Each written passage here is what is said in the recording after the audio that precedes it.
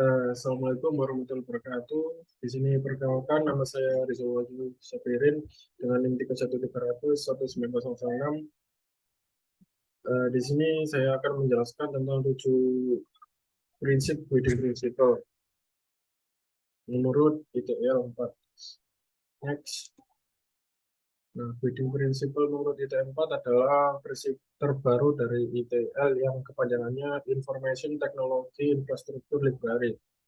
Nah, ITL 4 ini memberikan transisi yang praktis dan fleksibel bagi organisasi untuk mengadopsi cara kerja baru yang dibutuhkan oleh dunia digital modern.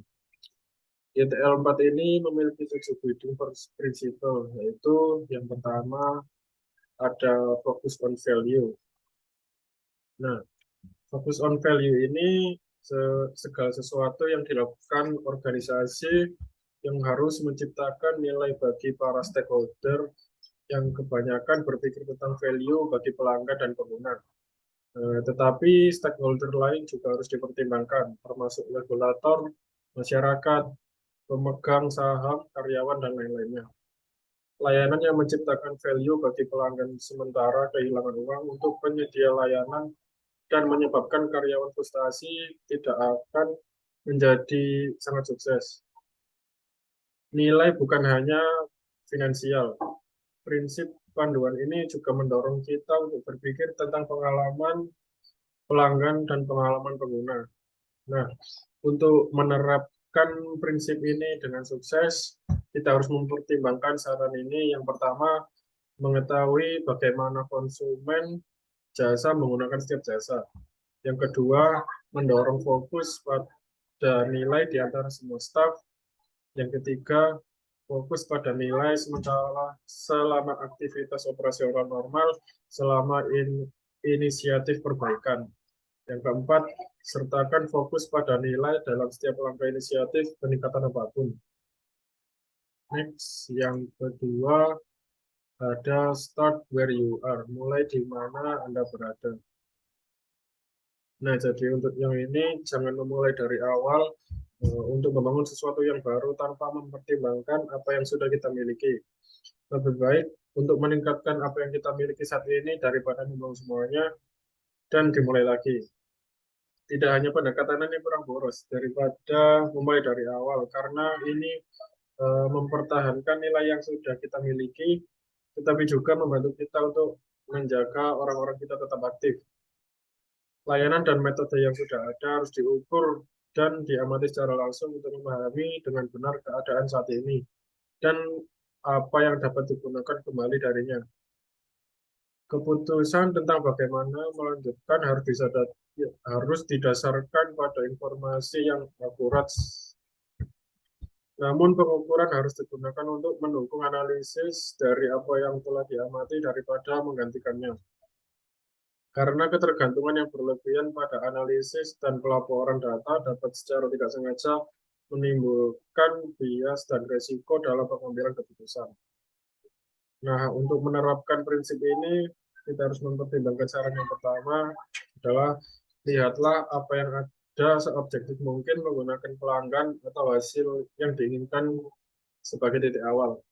Yang kedua, ketika contoh praktik atau layanan yang berhasil ditemukan dalam keadaan saat ini, tentukan apakah dan bagaimana ini dapat direplikasi atau diperluas untuk mencapai keadaan yang diinginkan. Dan yang ketiga, terapkan keterampilan manajemen risiko Anda. Dan yang keempat, ketahuilah bahwa terkadang tidak ada apapun dari satu saat ini yang dapat digunakan kembali. Next. Yang ketiga ada progress iteratively with feedback, yaitu maju secara iteratif dengan umpan balik. Nah, untuk yang ini jangan mencoba melakukan semuanya itu sekaligus. Jauh lebih baik untuk mengatur pekerjaan menjadi bagian-bagian kecil yang dapat dikelola, yang dapat dieksekusi dan diselesaikan dengan cepat. Mencari umpan balik selama dan setelah setiap iterasi dan menggunakannya untuk membantu memastikan bahwa tindakan kita terfokus dan sesuai bahkan jika keadaan berubah. Tahan godaan untuk melakukan semuanya sekaligus dengan mengatur pekerjaan menjadi bagian-bagian iterasi yang lebih kecil dan dapat dikelola dan dapat dieksekusi tepat waktu, fokus pada setiap upaya yang akan lebih tajam dan lebih mudah dipertahankan. Namun, inisiatif keseluruhan serta iterasi komponennya harus terus dievaluasi ulang dan berpotensi direvisi untuk mencerminkan setiap perubahan dalam keadaan dan memastikan bahwa fokus pada nilai tidak hilang. Mencari dan menggunakan umpan balik sebelum dan setelah setiap iterasi akan memastikan bahwa tindakan terfokus dan tepat. Bahkan dalam keadaan yang berubah setelah diterima, umpan balik dapat dianalisis untuk mengidentifikasi peluang peningkatan risiko dan masalah. Untuk menerapkan prinsip ini, kita harus mempertimbangkan yang pertama, pahami keseluruhannya, tetapi lakukan sesuatu. Yang kedua, ekosistem terus berubah, jadi umpan balik itu sangat penting. Yang ketiga, cepat bukan berarti tidak lengkap. Next. Yang keempat ini ada collaborate and promote visibility, yang artinya berkolaborasi dan mempromosikan visibilitas. Ketika inisiatif melibatkan orang yang tepat dalam peran yang benar, upaya dapat memanfaatkan dari penerimaan yang lebih baik, lebih relevan karena informasi yang lebih baik tersedia untuk pengambilan keputusan, dan peningkatan kemungkinan keberhasilan jangka panjang. Inklusi umumnya merupakan kebijakan yang lebih baik daripada eksklusi, karena solusi kreatif, kontribusi antusias, dan perspektif penting dapat diperoleh dari sumber yang tidak terduga. Bekerja sama dengan cara yang mengarah pada pencapaian nyata membutuhkan informasi, pemahaman, dan kepercayaan. Langkah penting pertama adalah mengidentifikasi dan mengelola semua kelompok pemangku kepentingan yang berhubungan dengan organisasi.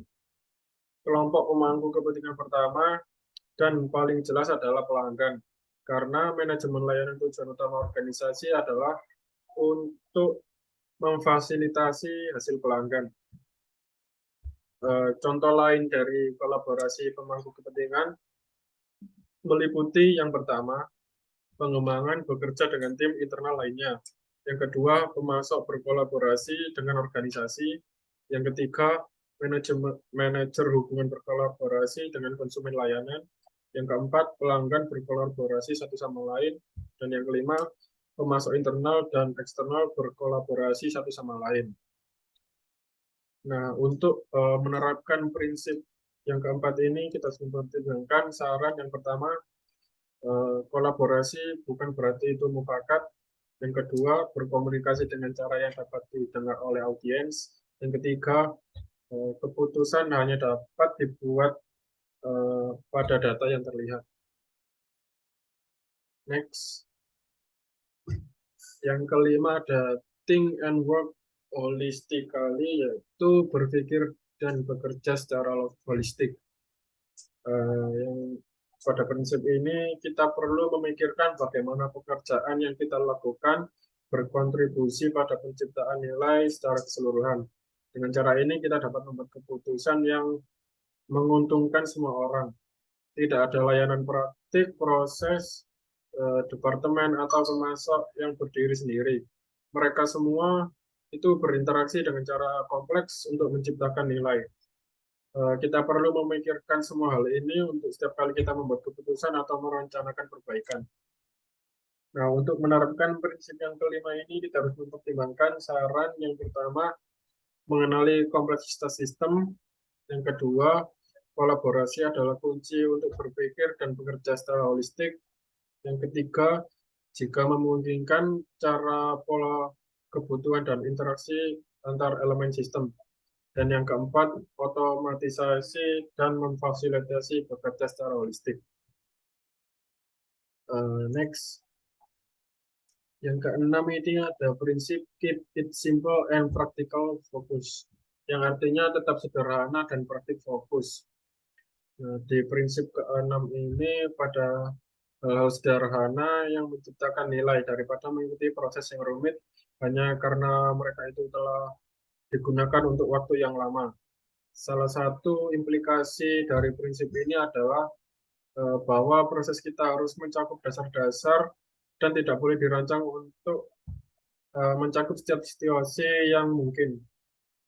Latih orang untuk mengenali ketika mereka perlu melakukan sesuatu yang berbeda dan kemudian percaya mereka dapat melakukannya. Jika setiap orang dalam suatu organisasi memiliki pemahaman yang baik tentang prinsip-prinsip panduan ITL 4 ini, maka mereka harus membuat keputusan yang tepat dalam sebagian besar situasi. Untuk menerapkan prinsip ini, kita harus mempertimbangkan saran yang pertama, kita harus memastikan nilai. Yang kedua, kesederhanaan adalah kecanggihan tertinggi. Yang ketiga, lakukan lebih sedikit hal, tetapi lakukan dengan lebih baik. Dan yang keempat, hargai waktu orang-orang yang terlibat. Next. Yang ketujuh ini ada prinsip optimize and automate yang artinya optimalkan dan otomatisasi. Nah, di prinsip ketujuh ini kita perlu menggunakan semua sumber daya kita secara efektif dan seefisien mungkin. Kita harus selalu mengoptimalkan pekerjaan sebelum kita mengotomatiskannya. Karena mengotomatisasi sesuatu yang tidak efisien atau tidak efektif dapat mengakibatkan kita melakukan hal-hal yang salah dengan lebih cepat. Ada banyak cara di mana praktik dan layanan dapat dioptimalkan. Dari teknik khusus jalur menuju pengoptimalan mengikuti langkah-langkah tingkat tinggi berikut. Yang pertama, pahami dan setujui konteks di mana pengoptimalan yang dapat diusulkan itu ada.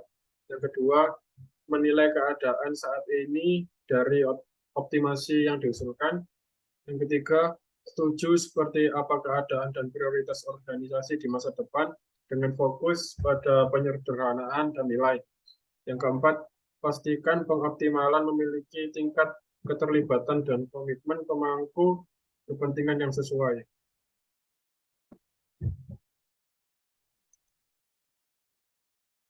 Itu saja. Terima kasih dari saya. Penjelasan tentang GUID Principle menurut ITL 4. Terima kasih. Wassalamualaikum warahmatullahi wabarakatuh.